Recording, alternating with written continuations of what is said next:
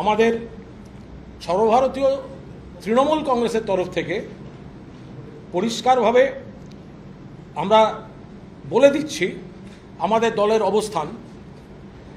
We have come across media coverage and posts related to a KMC notice that was leaked unofficially by the BJP highlighting multiple properties allegedly linked to AITC National General Secretary and Honorable MP Sri Abhishek Banerjee, while also attempting to associate other leaders with the matter.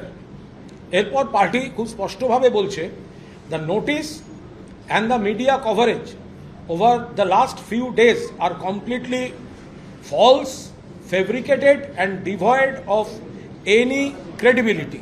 অর্থাৎ সর্বভারতীয় তৃণমূল কংগ্রেস জানাচ্ছে যে এই ধরনের যে প্রচারটি চলছে সেই প্রচার false, fabricated and devoid of any credibility.